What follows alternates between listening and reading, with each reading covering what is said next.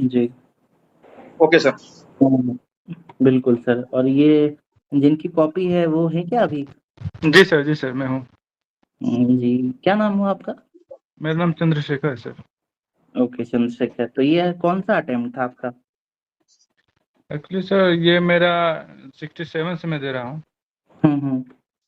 तो मैंने 67 भी मेंस लिखा था, मतलब हुँ। ऑप्शन में मार्क्स ही नहीं मिला, पता नहीं कैसे चेक किया। क्या था आपका ऑप्शनल? ज्योग्राफी था सर। अच्छा, कितने मार्क्स आए थे उसमें? उसमें सर 120 मार्क्स। अच्छा, और जीएस में? जीएस 1 में 154 था, हुँ। और जीएस 2 में 119 के करीब थे सर।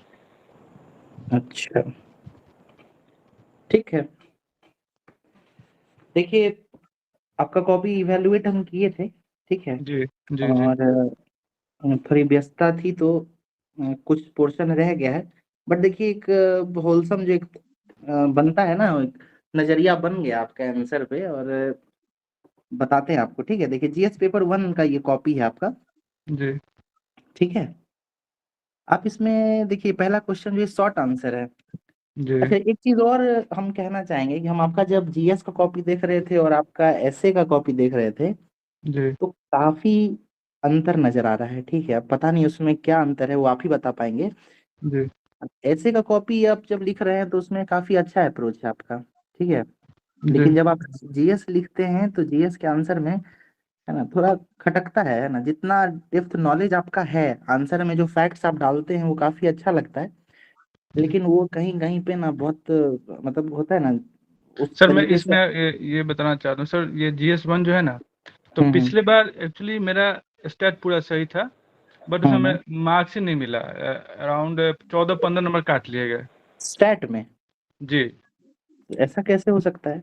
अब पता नहीं, सब में मार्क्स कम कम करके दिए। सपोज 8 नंबर का है तो उसने 5 नंबर दिया, ऐसे कर करके सर। स्टैट में क्या इम्प्रूव किए आप इस बार? क्या अलग किए तो हैं जैसे? इसमें तो मुझे लगा कि पिछली बार हो सकता है मैं शॉर्टकट बनाया था, इसलिए सोचा कि इस बार मतलब पूरा हम्म। डिटेल लिख के, और आप देखेंगे भी सर, तो पहले सबसे पहले स्टेट ही अप्रोच किया था सर। देखिए, हम जो है ना आपका स्टैट का ही कॉपी हम देखिए देखे थे, तो हम आपको जी बताते, कुछ कुछ हम रिव्यू भी लिखे हैं, ठीक है? जी तो ये देखिए, आपका स्टैट यहाँ पे है, ये यहाँ से शुरू हो रहा है, ठीक है? तो जी हम जो है कैलकुलेशन आपका आगे डिटेल में नहीं देखे हैं, ठीक है? लेकिन जी एक चीज है जो हम इसमें लिखे हैं जी। कि I have not evaluated your calculation, लेकिन हम्म, उसका जो स्टैटिस्टिक्स का क्वेश्चन जो बीपीएससी में बनाने का अप्रोच होना चाहिए वो बहुत बढ़िया है आपका, ठीक है? और जी। स्टेप्स वगैरह जो आप लिखे हैं, लिख लिख के बनाए हैं इसमें क्या हुआ डिटेल ना कर। सर कि मैं ज़्यादा समय ले लिया, अब इसका असर ये हुआ कि अब ये देखा था कि पिछली बार से मुझे अनुभव हुआ कि जो हिस्ट्री वाला पोर्शन है उसमें सबको एवरेज मार्क्स मिल रहा था, तो मैं सोचा उसको हम्म। बाद में करूँ। फिर मैंने सेक्शन 2 किया सर, वो जिसमें करंट हम्म। अफेयर्स और पॉलिटी टाइप के क्वेश्चन थे इस बार। तो फिर हम्म। उसको उसको अप्रोच किया और लास्ट में उसको किया, इसलिए सब शुरुआत में जो है ना वो आपको उसमें दिखेगा सर, उसका ये ठीक है। है। तो अगर स्टैटिस्टिक्स की बात करेंगे पहले, तो आपका जो है अप्रोच इस बार काफी अच्छा है, ठीक है? जी। और अगर आप कैलकुलेशन सही किए हैं तो हमको लगता है कैलकुलेशन भी कि पूरा सही सर, मैंने दोबारा भी रूम पे आके बनाया था उसको। तो इस बार हो सकता है कि आपको 72 में 72 आ जाए। अगर कुछ मार्क्स, अगर आप 5-6 नंबर हटा भी दें, तो अगर कैलकुलेशन सही है तो 65 प्लस आपको इसमें आ सकता है, ठीक है? जी। इसका है पोटेंशियल, बढ़िया है ये। ओके। उसके बाद जो उसके बाद सर खटकता है ना, जी, हम सेक्शन वो 2 भी बताते सर हैं। ठीक ठाक गया होगा। सेक्शन 1 वो हो सकता है, क्योंकि जल्दी जल्दी में करना पड़ा, टाइम कम पड़ रहा था, ऊपर से शॉर्ट क्वेश्चन बहुत सारे थे। कोई बात नहीं, अब इसको जो है ना शुरू से हम बताते हैं, ठीक है? एक सेकंड। देखिए, ये पहला क्वेश्चन आप जो टैकल किए हैं, जी पूछ रहा है इंडियन काउंसिल एक्ट 1892 के बारे में, ठीक है? जी। लेकिन जब आप इसको लिख रहे हैं तो 18। हाँ, आप ये देखिए कि आप जो है ना 1861 के फीचर को लिख दिए हाँ, हैं। एक फीचर मैंने वो लिख दिया, पता नहीं गलती से उस समय जल्दबाजी में क्या हुआ ना कि मुझे वो हो गया, कंफ्यूजन की वजह से मैं लिख पाया सर उसे। कोई बात नहीं। अब देखिए, बाकी स्टूडेंट भी जो देख रहे हो, है ना, इस चीज का ध्यान रखिए कि शॉर्ट आंसर जो क्वेश्चन है ना, उसमें आप फैक्चुअली गलत मत होइए। ये छोटा आंसर दिया ही इसलिए जाता है कि उसमें आपकी जो जानकारी है, इन डेप्थ जो फैक्चुअल नॉलेज है उसको परखा जा सके, ठीक है। तो ये बहुत बड़ा जो है ना एक गलती है आपका। जी जी। फैक्चुअली जो आप ये करेक्ट इनकरेक्ट हो गए हैं, इसके लिए आपका मार्क्स यहाँ पे डिडक्ट करेगा। और दिक्कत ये है कि आपका पहला ही क्वेश्चन है ये, पहला ही ठीक क्वेश्चन है। जैसे पहला क्वेश्चन का पहला पॉइंट ये थी, बहुत गलत वो बना देता है इम्प्रेशन आगे है। है ना, जी जी इंप्रेशन गलत गिरेता है। उसके बाद बाकी जो है इसमें आप ठीक मिला जुला के लिखे हैं, काफी वेग स्टेटमेंट यूज किए हैं। बट 1892 का जो एक्ट है ना, इसमें इसी प्रकार का पॉइंट लिखा ही जा सकता है, इसमें कुछ खास है भी नहीं, ज्यादा ठीक कुछ है। था ही नहीं जो उसमें। जी बिल्कुल बिल्कुल ठीक है, तो ये ठीक है। उसके बाद देखिए अगला क्वेश्चन है संथाल विद्रोह के बारे में, तो ये बढ़िया लिखे हैं आप, ठीक है ना। जी सारे कंसिक्वेंसेस इसमें लिखे हैं, सारा मल्टीपल डायमेंशनल है। काउज भी जी लिखे हैं आप। फिर उसके लीडर्स के बारे में, साथ में ये जो महिलाओं के बारे में जो आप लिखे हैं, वुमेन रिप्रेजेंटेशन जो है, ये जी भी काफी अच्छा है। हमको नहीं लगता है कि ये शॉर्ट आंसर टाइप में ज्यादातर लोग यूज करते हैं इस पॉइंट को, तो ये सब जी आपको थोड़ा प्लस पॉइंट दे सकता है, ठीक है। जी और कंसिक्वेंसेस भी बढ़िया लिखे हैं, छोटे आंसर में आप सारा डायमेंशन टच किए हैं। तो ये आंसर पढ़ के मजा आता है, लेकिन फिर इसी तरह का जब अगला कोई आंसर देखते हैं तो इसमें लगता है कि पता नहीं वो आप ही लिखे हैं कि कोई और लिखा है, ठीक है। तो एक प्रकार का जो है ना वो कहते हैं ना कि एक बहुत अच्छा आंसर है और दूसरा जो है उसमें डायरेक्ट वो लगता है कि पता नहीं क्या हो गया है, ठीक है। जी अगला क्वेश्चन देखिए, चंपारण सत्याग्रह वाला है, ये भी बढ़िया लिखे हैं, लेकिन यहाँ देखिए एक चीज और फैक्चुअली आप गलत कर दिए हैं, ठीक है। जी ये देखिए आप क्या लिखे हैं, a committee was formed under the leadership of Gandhi ji. तो वो जो एग्रेरियन कमेटी बनी है चंपारण सत्याग्रह के बाद, उसके लीडर कौन है ना, वो गांधी जी तो नहीं है, गांधी जी मेंबर हैं उसके, लेकिन उसके लीडर हैं FG सलाई, ठीक है। जी तो जी ये फैक्ट जो है ये काफी पॉपुलर है ना, और यही आप गलत कर दिए हैं। तो ये सब जो होगा ना, आपको थोड़ा निगेटिव उसमें जाएगा, आपके पक्ष में नहीं जाएगा ये सब चीज, ठीक है। जी उसके बाद देखिए ये क्वेश्चन मौर्य कला वाला है, काफी अच्छा लिखे हैं आप, ठीक है। अच्छा, हर क्वेश्चन में है ना आप इंट्रोडक्शन ठीक से नहीं दे पा रहे हैं। कई बार ऐसा लगता है देख के कि आप अपना जो नोट्स है जो आप मेंस के लिए तैयार किए होंगे उसको कॉपी करके पेस्ट कर रहे हैं, ठीक है। जी जब आंसर राइटिंग कर रहे हैं तो आपको एक प्रॉपर इंट्रोडक्शन देना चाहिए। इंट्रोडक्शन क्या होता है कि आप उस आंसर के बारे में जो कुछ भी लिखना चाहते हैं उसका जी एक संक्षिप्त ब्यौरा होना चाहिए ना। जैसे जी आपका नाम क्या है, चंद्रशेखर जी जी। तो चंद्रशेखर जी क्या है कि हम लोग तो पहली बार बात कर रहे हैं, ठीक है। जी तो अब क्या होगा कि अगर हम आपसे जानना चाहेंगे आपके बारे में, तो आप अपने बारे में कुछ शॉर्ट में कुछ तो बताएंगे ना अपनी विशेषताओं के बारे में। जी सर। उससे क्या होगा कि एक पॉजिटिव इंप्रेशन क्रिएट होगा। हम आपको जानते तो नहीं हैं, लेकिन इंट्रोडक्शन जो आप देंगे उसी से एक दिलचस्पी बनेगी ना, ठीक है। देखिए तो इस आंसर में आप क्या प्रस्तुत करना चाह रहे हैं उसके बारे में अगर आप ब्रीफली कुछ बताएंगे तो वो देख के ना आपके अगले पोर्शन में इंटरेस्ट क्रिएट करेगा। ये चीज हम आपके ऐसे पोर्शन में हम प्लस पॉइंट देंगे कि आपका इंट्रोडक्शन पढ़ के एक मिस्ट्री, एक बहुत अच्छा इंप्रेशन क्रिएट होता है, ठीक है। जी सर। तो सर यही वही बता रहा देखिए। था सर, इसमें ना टाइम कांस्टेंट की वजह से ये सब हुआ है। क्योंकि स्टार्ट में बहुत ज़्यादा हम टाइम ले लिए थे, क्योंकि पिछले बार का जो डर था ना कि सर कि उसमें ना मार्क्स जाना चाहिए, उसमें सॉलिड मार्क्स आने चाहिए, तो उसका हम्म। असर सबसे लास्ट में इसको अटेम्प्ट किए, इसलिए ऐसा गया सर। इसका सेक्शन 2 देखिए सर, उसको बताइए सर एवेल्यूट।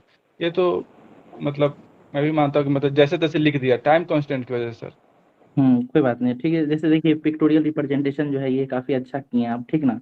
जी सर। उसके बाद पिलर और फोक आर्ट ये सब सही है, मैप वगैरह भी बना रहे हैं, अच्छा है। फिर ये पेंटिंग वाला क्वेश्चन है, ये हम कहेंगे थोड़ा बाउंसर टाइप का क्वेश्चन था, लेकिन इसको भी आप काफी अच्छे से टैकल किए हैं, ठीक है। तो जी प्रेजेंस ऑफ माइंड भी बढ़िया आपका दिखता है कभी कभी। एक चीज और है कि आपका जो राइटिंग है ना, वो अभी तो आप क्लियर कर दिए हैं कि काफी तेजी में लिखे हैं आप, तो वो कई जी बार सर। क्लियर नहीं हो पाता है ना। आप जी कैसा भी लिखे, राइटिंग उतना नहीं फर्क करता है, बट जो चेक करने वाला है उसको क्लियर समझ में तो आना चाहिए, है ना। आपका आंसर पढ़ने में अगर उसको एफर्ट लगाना पड़ेगा तो समझिए कि उसके पास 50 कॉपी रहता है एक दिन में, ठीक है। जी सर। तो हैंड क्या राइटिंग है पता। तो सर मानेंगे, हैंड राइटिंग उतना अच्छा है ही नहीं मेरा। नहीं देखिए, हैंडराइटिंग ना बहुत मायने नहीं रखती है, बाकी सब लोगों को भी हम कहना चाहेंगे, लेकिन आपका राइटिंग जो है ना वो पढ़ने में आना चाहिए। ऐसा ना हो कि हम एक वर्ड पढ़े और हमको फिर से पढ़ना पड़े कि क्या लिखा गया है, ठीक है। तो यहाँ पे क्या होगा ना, एक प्रकार का जब वो गुस्सा क्रिएट होगा आपके कॉपी को लेके, तो आपके मार्क्स में झलकने लगेगा। इस चीज का ध्यान रखें। कई बार क्या होता है ना कि देखने में इतना क्लियर होता है कि उसको लोग वापस नहीं पढ़ के फटाफट आंसर दे के आगे बढ़ते हैं। तो इस चीज का आप थोड़ा ध्यान रखें आगे भी, है ना। जी सर। देखिए इस क्वेश्चन में जो है हम आपको थोड़ा रिव्यू भी लिखे हैं। ये बड़ा आंसर है, 38 मार्क्स का था, ठीक है। जी सर। और इस आंसर को देख के जो है इसमें पहले हम आपको ना पढ़ के बताते हैं कि हम क्या लिखे हैं, ठीक। लिखे हैं इसमें कि your in depth knowledge can be seen in your answers, ठीक है। लेकिन होता क्या है कि there is a lack of continuity and flow. मतलब जब पढ़ते हैं ना तो पिछला पैराग्राफ और आने वाला पैराग्राफ में कोई कंटिन्यूटी नजर नहीं आता है, ठीक है। ऐसा लगता है कि वो किसी और चीज के बारे में लिखा गया था, अभी किसी और चीज के बारे में लिखा है, ठीक है। जी उसके बाद कई बार क्या है, ग्रामेटिकल इरर्स भी देखने के लिए मिल रहा जी, वो होगा सर। है ना। और बाकी अदरवाइज इसका आपका आंसर सही है। आप ये क्वेश्चन देखिए, इसमें कह रहा है कि बिहार का जो है, Bihar has been the centre of learning and spiritualism for ancient India, है ना। तो एक्सप्लेन इन डिटेल, अब आपको बताना है कि एंशियंट टाइम में ये बिहार जो है लर्निंग और स्पिरिचुअलिज्म का केंद्र रहा है। तो आप जो है इसको जब लिख रहे हैं ना तो ऐसा लग रहा है कि एकदम होलसम आंसर लिख रहे हैं, ठीक है। 38 नंबर का क्वेश्चन है और वेग वेग स्टेटमेंट यूज कर दिए हैं, जी जबकि सर। इसको बहुत अच्छे से टैकल किया जा सकता था। आप इसको दो भाग में बांट देते, लर्निंग को अलग बांट देते, स्पिरिचुअलिज्म को अलग बांटते, ठीक है। जी जी फिर सर। लर्निंग के बारे में आप नालंदा है, विक्रमशिला है, फिर देखिए बंगाल भी तभी हमारे हिस्से में ही था, जी सर। वहां पे भी बांग्लादेश में भी एक बनाया गया था, ठीक है, यूनिवर्सिटी तरह टाइप का। तो इन सब चीजों को आप लर्निंग में यूज करते, फिर कुछ फैक्ट्स डालते उसके साथ जोड़ के। फिर स्पिरिचुअलिज्म में जाते तो बुद्धिज्म, जैनिज्म, आजीवक, वेद, है ना, ये सब को जी जोड़ते हैं। फिर कंटिन्यूटी में आप भक्ति आंदोलन, सूफी आंदोलन को भी लिखते हैं। लेकिन देखिए गौर कीजिएगा कि इसमें सिर्फ एंशियंट टाइम बोला गया है, तो एंशियंट टाइम में भक्ति सूफी आ सकता है, लेकिन आप इसमें क्या कर रहे हैं, यहाँ पे गौर कीजिएगा, तो आप कॉलोनियल टाइम के बारे में भी लिख दे रहे हैं, ठीक है। कॉलोनियल टाइम के बारे में इस क्वेश्चन में ये इरिलेवेंट पार्ट है। इसको अगर लिखना भी था तो इसको आप कंक्लूजन में इस तरह से लिख सकते थे कि चूंकि बिहार जो है ये शुरुआती समय से ही शिक्षा और स्पिरिचुअलिज्म का केंद्र रहा है, तो इसका प्रभाव जो है मॉडर्न टाइम में भी देखने के लिए मिलता है। और मॉडर्न टाइम में इसी क्रम में जो है कॉलोनियल टाइम में पटना कॉलेज, एग्रीकल्चर कॉलेज, ये सब देखने के लिए मिलता है। तो इस तरीके से जब ये लिखते आप तो ये पॉइंट जो है ना वेरीफाइड हो जाता है, ठीक है। लेकिन आप इसको कंक्लूजन से पहले ही लिख दिए हैं तो ये थोड़ा सा इरिलेवेंट लग रहा है, ठीक है। उसके बाद जी जैसे आप सर। सिखिज्म की बात कर रहे हैं इसमें, इस क्वेश्चन में, तो आप क्या डायरेक्ट गुरु गोविंद सिंह के बारे में लिख दे रहे हैं और फिर वहां से सीधा आप उस बुक के बारे में लिख दे रहे हैं, गुरु ग्रंथ साहिब के बारे में। लेकिन आपको जानना चाहिए कि गुरु नानक साहब भी बिहार की तरफ आए हैं, है ना। उनका ट्रेवलिंग्स जो है बिहार की तरफ रहा है, बहुत सारे टेक्स्ट लिखे हैं वो बिहार पे। उसके बाद गुरु तेग बहादुर जो थे वो बिहार से होते हुए गए हैं आसाम की तरफ, ठीक है। जी सर। तो इन चीजों के स्पिरिचुअलिज्म में इन चीजों को तो आपको लिखना चाहिए था। तो ये शॉर्ट में निकल गए हैं ये लिख के, ये सब जो है ना थोड़ा आप डेप्थ में लिख सकते थे ये सब, ठीक जी सर। है ना। तो ये क्वेश्चन जो था इसको एंशियंट पीरियड में फोकस करके लिखना चाहिए था। बाकी आपका अप्रोच बहुत बढ़िया है, ठीक है। आपका जो नॉलेज है ना वो दिखता है आपके आंसर में, बट वही एक वो सुसंगठित नहीं होता है, एक बिखरा बिखरा फ्री, सर। बिल्कुल बिखरा बिखरा लगता है ना, ये थोड़ा चुभता है कि नहीं। आप जी इस सर। पे थोड़ा सा वर्क करेंगे तो हमको लगता है कि काफी अच्छा आपका इम्प्रूवमेंट रहेगा, ठीक है। खाली नहीं बाकी छोड़ना बढ़िया, चाहिए था, पेज जो खाली छूटा हुआ है सर। पेज भी खाली छूटा है थोड़ा, बट ठीक है। हाँ तो वही बताया ना सर, टाइम कांस्टेंट की वजह से बहुत तेजी में लिख के मतलब वो समझिए अच्छा कि जैसे। चलिए आप देखिए ये थर्ड क्वेश्चन देखते हैं, तो इसमें क्या कह रहा है, critically examine the contribution of moderate phase, ठीक है, नेशनल इंडियन कांग्रेस का। अब आप जब अपना आंसर देखिए जो आप शुरू कर रहे हैं, ऐसा लग ही नहीं रहा है, आप इसमें इंट्रोडक्शन लिखे ही नहीं है, ठीक है। जी देखिए इसमें हम लिखे भी हैं कि you should write a brief introduction related to the question, तो क्वेश्चन से रिलेटेड होना चाहिए। आप इंट्रोडक्शन लिख ही नहीं रहे हैं, ऐसा लग रहा है कि आप अपने कॉपी में कोई नोट्स बनाए थे मेंस के लिए और वही लिख दे रहे हैं कि कांग्रेस का गठन 1885 में हुआ, फिर 3 फेज लिख दे रहे हैं। इस तरीके से 38 नंबर का क्वेश्चन है, इसे नहीं शुरू होना चाहिए, है ना। इसको आप बहुत बेहतरीन तरीके से, कहते हैं ना जलेबी की तरह आप लिख सकते थे कि 1857 की क्रांति के बाद जो है भारत में एक सुसंगठित है ना संगठन की जरूरत थी। और इसी क्रम में जो है बहुत सारे संगठन बने, 2-3 संगठन का नाम दे देते, इंडियन एसोसिएशन, जमींदारी एसोसिएशन, है ना। और इन्हीं सब के क्रम में जो है इंडियन नेशनल कांग्रेस बनता है, समझ रहे हैं। तो इस वही है तरह ना, क्या होता है। वो होता है ना पैनिक बटन ऑन, वही हो गया था बिल्कुल, मेरा कोई बहुत बात। अब तेजी से। देखिए इस क्वेश्चन में, देखिए क्वेश्चन को आप डिवाइड करें, किस तरह डिवाइड होता है। देखिए पहला तो वर्ड इसमें कह रहा है क्रिटिकली, सॉरी एक सेकंड, पहला पोर्शन इसमें कह रहा है क्रिटिकली, ठीक है। क्रिटिकली मतलब कि आलोचना करना है, ठीक है। अब अगला देखिए, कंट्रीब्यूशन बताना है आपको इस क्वेश्चन में, फिर मॉडरेट फेज के बारे में बात करनी है और इंडियन नेशनल कांग्रेस के बारे में बात करनी है, ठीक है। इसको 3 पार्ट में बांट लिए हैं। पहले आप इंडियन नेशनल कांग्रेस के बारे में बता देते, फिर मॉडरेट फेज के बारे में बता देते और फिर मॉडरेट फेज का कंट्रीब्यूशन क्या है वो बता देते, ठीक है। और जब ये सब बताने के बाद उसको आप क्रिटिकली आलोचना कर देते हो उसका, ठीक है, समझ रहे हैं आप? Yes sir sir. ठीक है। अब देखिए हम यहाँ लिखे भी हैं कि आपका जो है ना, it is appearing like you are copying from your notes, तो ऐसा ऐसा नहीं लगना चाहिए, आंसर है ना ये, ठीक है। अब देखिए कंट्रीब्यूशन ऑफ मॉडरेट्स, ये मेन पोर्शन था आपके क्वेश्चन का, तो आप इसमें मात्र 3 पॉइंट लिख के छोड़ दिए। अभी पॉइंट देखिए कई साल मतलब रिपीटेड पॉइंट नजर आ रहा है, ठीक है। जैसे पहला लिखे हैं, moderates relied on note very, क्या है ये? Relied on not very assertive way. Assertive, ठीक है। उसके बाद they believe on plead and pray, ये चलिए एक पॉइंट ठीक है, ठीक है। तो ये कंट्रीब्यूशन तो नहीं है, ये क्रिटिसिज्म हो सकता है, ठीक है। यही तो क्रिटिसिज्म था इन पे, मॉडरेट्स पे, ठीक है। वही सर, तो क्या क्रिटिकली ये, था तो वो थोड़ा। हाँ नहीं, क्रिटिकली तो आप लास्ट में जाएंगे ना, आप शुरू तो क्रिटिसाइज करते हुए नहीं कर सकते हैं, ठीक है। पहला तो देखिए इस क्वेश्चन में पोर्शन क्या है, कंट्रीब्यूशन ऑफ मॉडरेट्स, तो पहले ये बताइए तो कि मॉडरेट्स का कंट्रीब्यूशन क्या है, ठीक है।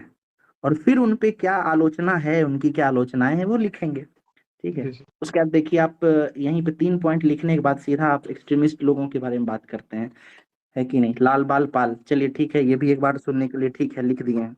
लेकिन आप यही पॉइंट देखिए एक बार, यहाँ फिर बॉक्स बना के आप लिख रहे हैं एक्सट्रीमिस्ट लीडर और मॉडरेट्स लीडर, ठीक है, जबकि आप मॉडरेट्स लीडर के नाम को यहाँ पे भी बता चुके हैं इस जगह भी।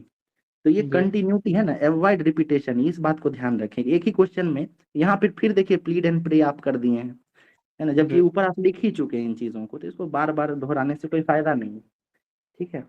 क्या होगा, जी जी क्या एक ही चीज एक आंसर राइटिंग मतलब जो चेक कर रहा है, ठीक है, प्रोफेसर हो, विद्वान होगा ना वो, तो वो जी एक बार देख लेगा कि आप इन चीजों को डील कर चुके हैं, लेकिन आप फिर से वही लिख रहे हैं, तो ऐसा लगेगा कि बस पेज भरने के लिए लिखा जा रहा है, कुछ नया कुछ प्रोडक्टिव तो नहीं आ रहा है कि नहीं। तो देखिए जी यहाँ जी। हम लिख दीजिए हैं कि it seems like you are trying to just fill the pages, तो ऐसा नहीं लगना चाहिए, है कि नहीं। उसके बाद आलोचना वगैरह, ठीक है। कंट्रीब्यूशन ऑफ मॉडरेट्स जो था इस क्वेश्चन का मेन डिमांड था, ये हम लिख दिए यहाँ पे कि इसका जी मेन डिमांड था, और क्वेश्चन जो है ना आपके आंसर में ये मिसिंग पार्ट है, इसको आपको लिखना चाहिए, ठीक है। कम से कम 5 पॉइंट आप बताते हैं इसके, तो मजा आता है इस क्वेश्चन में, ठीक है। जी अब देखिए ये पोर्शन है जो आप बोल रहे हैं कि आप इसको अच्छे से टैकल किए हैं, ठीक सर है। एक ऐड करना चाहेंगे।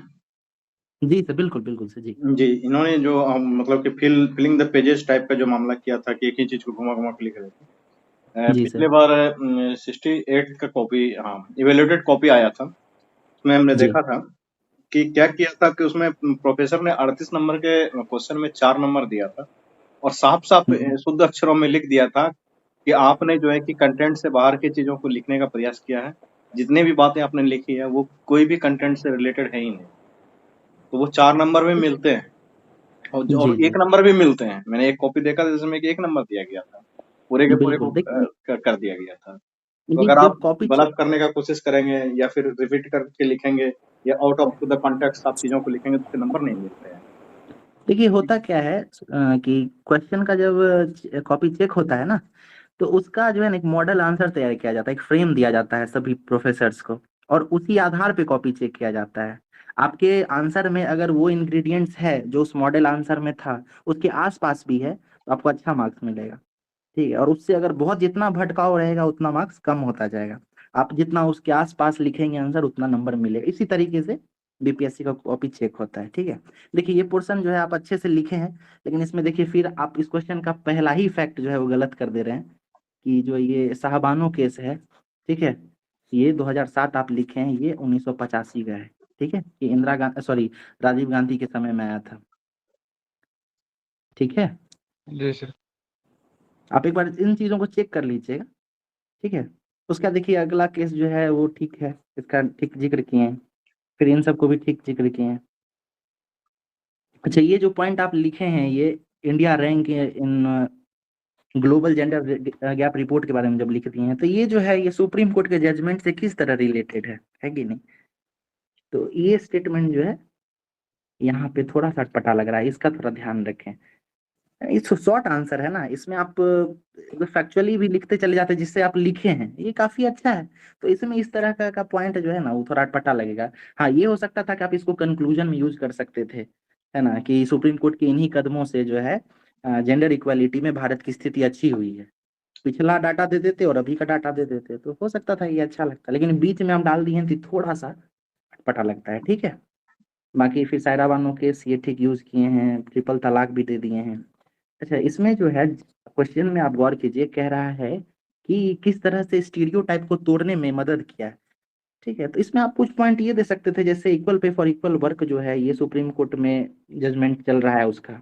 ठीक है, काफी काफी चर्चित है, ये विशाखा गाइडलाइन है, ये सुप्रीम कोर्ट के द्वारा दिया गया था। ये पॉइंट ये सब जो डालते ना विशाखा गाइडलाइन वगैरह, तो डायरेक्ट बूस्ट करता आपके आंसर को। ठीक है, जी इसको तो लाया ही गया था, स्टीरियोटाइप और महिलाओं के साथ जो भेदभाव हो रहा था ऑफ वर्क प्लेस पे, तो उन्हीं सब को देखते हुए लाया गया था। तो ये सब डालते तो बहुत अच्छा लगता। ठीक, उसके बाद देखिए अगला क्वेश्चन है, तो इसमें भी शुरू किया आप, देखिए भारतीय न्याय सुरक्षा संहिता 2023 है ना, will replace code of criminal procedure 1973। चलिए ये ठीक है। ठीक है, अभी अगला लाइन आप देखिए क्या लिखे हैं, that is BNSS will replace CrPC 1973। इसका क्या जरूरत है यहाँ पे? क्या आप ऊपर जो लिखे हैं वो कॉपी चेक करने वाले को नहीं समझ में आ रहा? ऐसा तो नहीं है कि आप इसको उर्दू में लिख दिए हैं, है कि नहीं? तो इस रिपीटेशन का क्या जरूरत है? ये आपको समझ रहे कितना निगेटिव इम्पैक्ट देगा, है ना? उसका ठीक है, मेरिट लिखे हैं आप, बढ़िया है। फिर अगला पॉइंट भी, ये सब भी ठीक है। सेडिशन को डिफाइन करता है, ये भी ठीक है। अच्छा, ये देखिए डिफिनीशन ऑफ टेररिज्म, ये पॉइंट जो आप लिखे हैं ये अपने आप में ना कुछ मतलब क्या क्लियर नहीं हो पा रहा है। आप क्या लिखे हैं, terrorism is defined as public order और सॉवरेनिटी। ये क्या है, इसका क्या मतलब हुआ?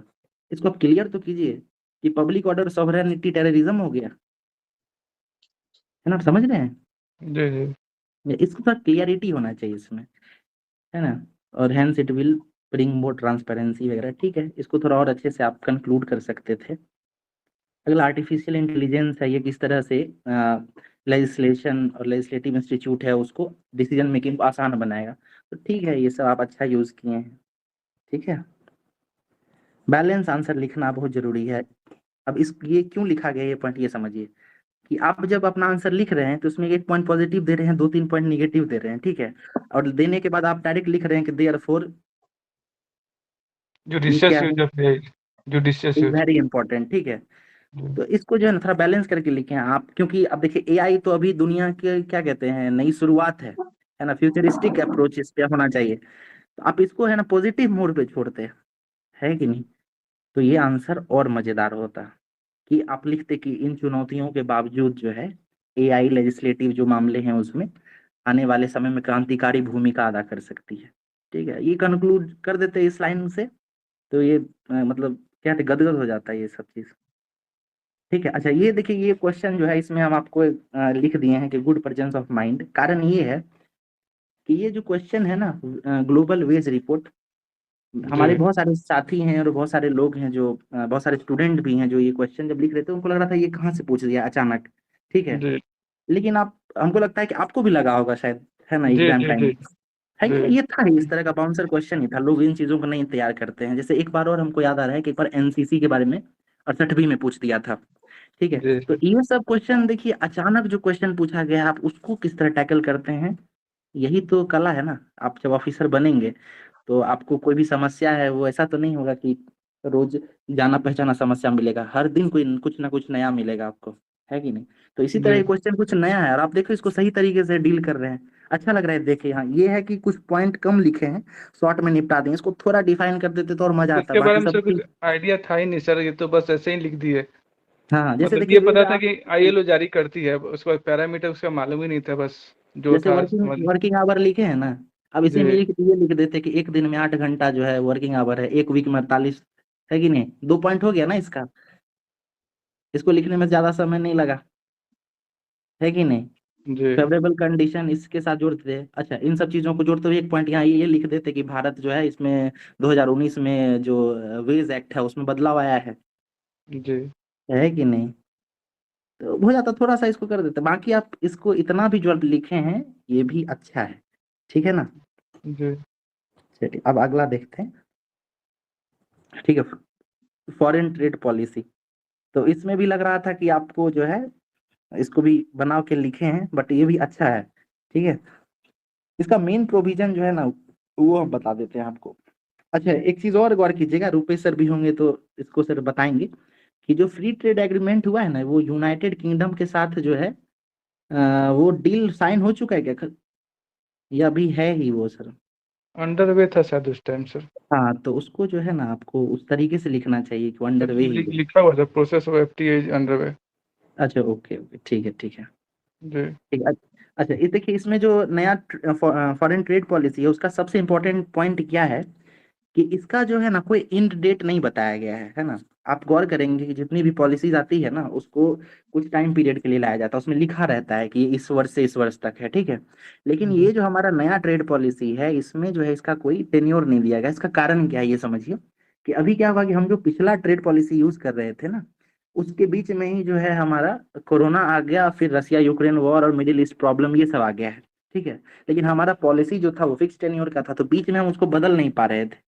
तो इस बार जो है क्या किया गया है कि जो नई जो पॉलिसी लाई गई है उसमें इसका डेट जो है एंड डेट नहीं दिया गया है। इसमें ऐसा लिख दिया गया है उसी प्रोविजन में कि जरूरत के अनुसार हम इसको बदल भी सकते हैं। तो ये जो है ना एक की फीचर था, उसको लिख सकते थे आप, ठीक है। जी बाकी ये पॉइंट सब आप ठीक लिखे हैं, ऐसा लग रहा है थोड़ा वेग है बट ठीक है, मेंस में ऐसा चलता है। अब कोई अचानक ही कोई नया टाइप का क्वेश्चन आ जाए, कोई बाउंसर आ जाए तो लोग ऐसे ही लिखेंगे ना, ठीक है। जी सर। और इन्हीं इन्हीं क्वेश्चंस को आप किस तरीके से नचा के घुमा के लिखते हैं, यही तो कला है आंसर राइटिंग की, ठीक है। हम लोग जब प्रैक्टिस भी करते हैं या कराते हैं, है ना, रुपेश सर जब इस पे काम करते हैं तो आपको इन चीजों के लिए इतना तैयार कर दिया जाता है कि ऐसे ही क्वेश्चन जो है ना आपको और मजा ही आएगा इस प्रकार का क्वेश्चन लिखने में, है ना। बाउंसर टाइप का जो क्वेश्चन आएगा ना उसको लिखने के लिए आप पारंगत हो जाएंगे, ठीक है। जी सर। चलिए अगला देखते हैं, G20 पे है ये क्वेश्चन, ठीक है। अच्छा, इसमें भी मजेदार बात क्या है, आप देखिए ये पेज देखिए पहले, ठीक है। पेज का साइज देख रहे हैं आप, और पेज के दूस- साइज में जो आप पिक्टोरियल रिप्रेजेंटेशन किए हैं ये गौर कीजिए। तो पिक्टोरियल जी रिप्रेजेंटेशन तो सही है लेकिन ऐसा ना लगना चाहिए, वो फेक नहीं होना चाहिए। फेक इट लग रहा है ना, ऐसा लग रहा है पेज भरने के लिए कर दिया गया है, ठीक है। इसको थोड़ा छोटा कर सकते हैं या उसको लिख सकते हैं, है ना। ये सोचिए ना कि 3 पॉइंट में लिखा जा सकता था ये चीज, और आप इसको इसको लिखने के लिए पूरा एक पेज यूज कर चुके हैं। तो ये कई बार क्या होता है ना कि ये जो कॉपी चेक करने वाले हैं, उनको चुभता है, वो दिख जाता है ना। सर, डाटा इजीली विजिबल हो इसलिए सर वैसा किया है सर। कभी कभी हाँ, नहीं पढ़ते, कम से कम एग्जामिनर मतलब सरसरी निगाह से भी देखे तो वो दिखे सर, इसलिए वैसा नहीं, किया ऐसा नहीं होता है ना। कॉपी चेक करने वाले हैं, आप गौर के जब आपका आंसर इवेलुएट होके आएगा ना तो आप देखिएगा कि वो ऐसे ऐसे ऐसे इस तरह करके किया हुआ रहता है, था। समझे। जी वो दिख जाता है कि हर एक लाइन पढ़ा गया है आपका। तो मतलब ठीक है, आप ये अच्छा किए हैं, बट इसको है ना, मतलब हम ऐसे इन जनरल लिख दिए हैं ताकि आगे भी जी जी है ना आंसर, ठीक है। तो हम जी उसके लिए लिखें कि आप ऐसा ना लगे कि आप फेक कर रहे हैं ना, चीजों को ऐसा दिखा रहे हैं कि बहुत सारा हम लिख दिए हैं, ऐसा नहीं होना चाहिए, ठीक है। जी बाकी पॉइंट वगैरह ठीक है इसमें, ठीक है। जैसे ये पॉइंट जो है काफी बड़ा लिख दिए हैं, तो आप इसको थोड़ा पॉइंट में छोटा कर सकते थे इस पैराग्राफ को, ठीक है। बात आप ठीक किए हैं बट इसको थोड़ा छोटा कर सकते हैं, ठीक है। सोलर अलायंस वाली जो बात आप लिखे हैं, ये G20 और वसुधैव कुटुंबकम से कैसे जुड़ा है, ठीक है। एक टाइम के लिए वसुधैव कुटुंबकम से जुड़ा भी है, पर ये जो है G20 में ये तो पुराना है ना ये, नहीं, उस पर भी इंडिया और बात हुआ था फ्रांस सर। 2016 का ही है ये, ठीक है। हाँ, जी उस पर बात हुआ था। चलिए ठीक है, उसको इस तरीके से आप जोड़ सकते थे, बट वो आपको क्लियर कर देना चाहिए, है ना, कि जी G20 में और इसमें इसका चर्चा हुआ है, ठीक है। जी ओके, ठीक है। उसके चैलेंजेस है, बैलेंसिंग एक्ट है, ठीक है। ये सब बढ़िया लिखे हैं आप, ठीक है। पॉसिबल सॉल्यूशन, अब ये जब आप लिख रहे हैं ना क्वेश्चन का आंसर, तो क्वेश्चन आप देखिएगा कि उसमें कुछ और डिमांड कर रहा है, ठीक है। लेकिन आप जो है ना जो आंसर आप अपने दिमाग में पहले से तैयार कर चुके हैं, जी जो आपने घर पे प्रैक्टिस किया होगा, ऐसा लग रहा है कि आप वही लिखने की कोशिश कर रहे हैं, लेकिन क्वेश्चन का डिमांड कुछ और हो रहा है यहाँ पे, ठीक है। जी तो अब हम इसमें लिख दिए हैं कि write your answer according to the question और अवॉइड इररिलेवेंट पार्ट, ठीक है। हो जाता है कई बार ये चीजें, सबके साथ होती है कि हम लोग घर पे G20 अभी देखिए चर्चा में था, तो इसको हम लोगों ने कई बार तैयार किया था, ठीक है। जी तो हम लोग तैयार तो एक सुसज्जित तरीके से करते हैं, लेकिन एग्जामिनर जो है परीक्षा में कुछ और क्वेश्चन पूछ दे रहा है, तो आपको अपने आंसर को उस तरीके से घुमाने आना चाहिए, ठीक है। तो ये कला जो है प्रैक्टिस करते करते बनेगी, ठीक है ना। अगला क्वेश्चन है यूनिफॉर्म। देखिए आपके कॉपी का सबसे बेस्ट आंसर जो है ना, हमको ये लगा था, हम लिखे भी हैं, यूनिफॉर्म सिविल कोड वाला, ठीक है। एकदम बैलेंसिंग है आंसर आपका, मल्टीपल डायमेंशन टच किए हैं, फैक्चुअली भी करेक्ट है, बढ़िया लग रहा है पढ़ने में, ठीक है। जी तो इस तरीके का जो है ना डेप्थ आपका है, ये क्वेश्चन जब आप पढ़ लिखे हैं ना, तो ये देख के मजा आता है पढ़ के। तो इस तरह का है, इस तरीके का ही आंसर हर क्वेश्चन में लिखने का कोशिश कीजिए, ठीक है। आप सोचिए कि आपका एक क्वेश्चन से तो आपको एग्जाम नहीं पास करेंगे ना, इसमें आप 38 नंबर है ना, बहुत अच्छा आपको मार्क्स मिलेगा ना, तो 22 से 25 इससे ज्यादा दे ही नहीं सकता है, ठीक है। जी मतलब 20 से 25 नंबर का ये इसमें है, मतलब क्षमता है इस आंसर में आपके। तो एक क्वेश्चन में 20 आ गया, बाकी में 10 12 15 आ रहा है, तो ये आपको फायदा नहीं करेगा ना। इससे अच्छा है कि आप एवरेज 17 बना के चलिए, 19 बना के चलिए, ठीक है। तो काफी फायदा करेगा। तो आप एक बैलेंस हर आंसर में इस तरीके की कोशिश कीजिए कि वो अप्रोच हो, ठीक है। जी सर। इसका पीडीएफ उस रुपेश सर को कह के देंगे, तो आपको भेज देंगे। तो कहीं कहीं हम जो टारगेट किए हैं वहाँ कहीं पे हम एक्स्ट्रा लिख दिए हैं, तो आपको ना आगे आने वाले एग्जामों में कुछ फायदा करेगा, ठीक है। जी सर। ये आंसर आपका बहुत अच्छा है, हम इसमें रिव्यू भी लिखे हैं, गुड आंसर, सबसे बढ़िया हमको लगा ये। मल्टीपल डायमेंशन इसमें आप कवर किए हैं, और flow of answer is also great. पढ़ के क्या होता है ना कि एक सुर में पढ़ने में मजा आ रहा है कि नहीं। बाकी आंसर में क्या लगता है कि एक बार पढ़े, फिर थोड़ा देर रुकने के बाद लग रहा है कि अरे ये क्या लिख दिए हैं, क्वेश्चन में ऐसा था क्या, ठीक है। तो इन चीजों से बचना है, थोड़ा अवॉइड करना है। बाकी ये देखिए जीएस वाला पोर्शन है आपका, सॉरी स्टैट वाला, तो इस पे तो पहले हम लोग बात कर ही चुके हैं कि आप बहुत अच्छा लिखे हैं। इसी जी तरीके से स्टैट बनाना है, हर चीज को आपको पहले सेंटेंस में बताना है, हर स्टेप का जिक्र करना है, फिर उसके साथ कैलकुलेशन करना है, ठीक है। तो ये बहुत अच्छा है, हमको लग रहा है कि आपका जो है इस बार स्टैट में अगर कैलकुलेशन सही होगा तो वो आपको 70 72 इस तरह भी मार्क्स मिल सकता है, ठीक है। इसमें बहुत कम मार्क्स कटता है। हमको आश्चर्य हो रहा है कि आप कह रहे हैं कि पिछली बार आपका नंबर जो है सही कैलकुलेशन होने के बाद भी जी कटा है, कटा था सर। ठीक है। तो सर इसमें कितना एक्सपेक्ट किया जा सकता है मार्क्स? इसमें जो है ना एग्जैक्ट तो अब हम क्या कुछ कल्पना ही कर सकते हैं, ठीक है। जी जी तो आप जो है ना आप यहाँ क्या कहते 165 के अराउंड आप इस पे जो है ना कोशिश, मतलब एक बार देखिए हम रुपेश सर जो है इस पे डिस्कस करेंगे, उसके बाद ही कुछ कहेंगे, ठीक है ना। बट आप समझिए ना कि तो 160 कंसीडरिंग 170। कि मतलब इसमें 65 ले लीजिए स्टैट पोर्शन में, जी और बाकी वो जो सेक्शन 1 तो बहुत बेकार लिखा था, हमको पहले से ही पता था। सेक्शन 2 नहीं, सर ऐसा नहीं, आपके। ऐसा नहीं है, बेकार भी नहीं है, हम लोग इससे बहुत बेकार बेकार आंसर भी देखे हैं, ठीक है, और अच्छे मार्क्स आए हैं। तो आप घबराइए नहीं, है ना, हम लोग इस पे एक दिन और कभी बात करेंगे ना, तो आपको जी बताया जाएगा, ठीक है। जी सर। अभी बस देख लीजिए इवैल्यूएशन, बाकी आपका एक हम लोग ऐसे वाला था यूनिवर्स, ठीक है। और आप एकदम यूनिवर्स पे जब स्टिक हुए हैं तो इतना मजा आ रहा है ना कि एक भी पॉइंट